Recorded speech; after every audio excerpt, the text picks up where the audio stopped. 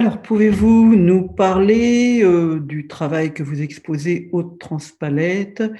Bon et ben, c'est bien simple, c'est une sorte de manifeste, pour la peinture, pour la liberté de peindre, pour tous et tous. En effet, ce sont des peintures automatiques et leur but est de proposer une technique extrêmement facile, avec, des parfaitement automatique, au sens où tout le monde l'a réussi automatiquement.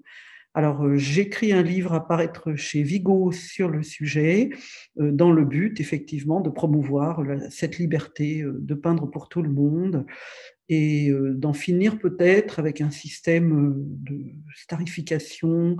C'est-à-dire on retombe toujours dans le même travers, disons, des pyramides d'individus masculins qui structure une notion complètement fallacieuse de valeur supérieure. Cette idée est à la fois non fondée, excluante, falsifiée. Et donc, je crois que c'est le bon moment pour casser, en quelque sorte, la légende dorée des génies, des grands peintres, et de comprendre que la peinture est vraiment à la portée de tout le monde et constitue une véritable liberté.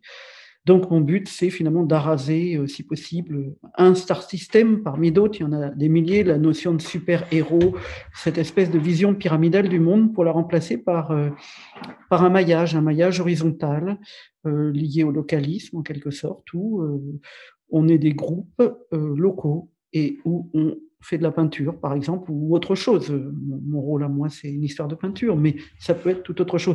Du coup, j'en viens à mon rapport à l'écoféminisme, qui est la deuxième question posée. Justement, ça me semble assez simple par rapport à ça, c'est d'arrêter toute structure pyramidale, toute concentration urbaine notamment.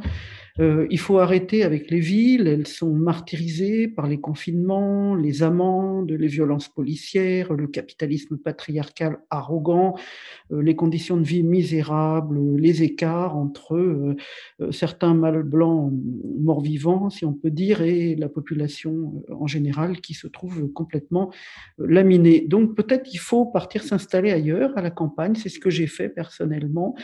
Et on peut peut-être penser que c'est cette somme de démarches individuelles qui fera un mouvement collectif, en ce sens que on n'a pas du coup un système du genre le chef qui décide pour la troupe.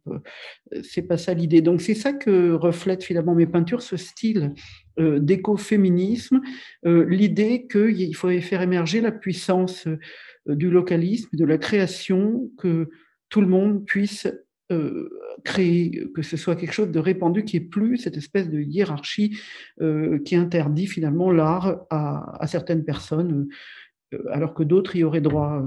Il n'y a aucune raison. Donc il me semble que vraiment, pour finir, l'écoféminisme, c'est ce pouvoir horizontal, contrairement au patriarcat capitaliste qui fonctionne sur la verticalité et la masculinité. Alors bien sûr, ça concerne aussi bien les hommes féministes que les femmes. Et c'est pour ça que je fais de la peinture. Je sais que c'est souvent considéré comme un média un peu ancien, un peu traditionnel. Maintenant, c'est des photos, des installations, mais la peinture a ses vertus propres et je crois qu'il est bon de les partager. Donc, c'est le but de ma participation à l'exposition de Transpalette, Even the Rock Reach Out to Kiss You, exposition écoféministe curée, je ne sais pas comment on dit, dont la curatrice est Julie Crène. Merci.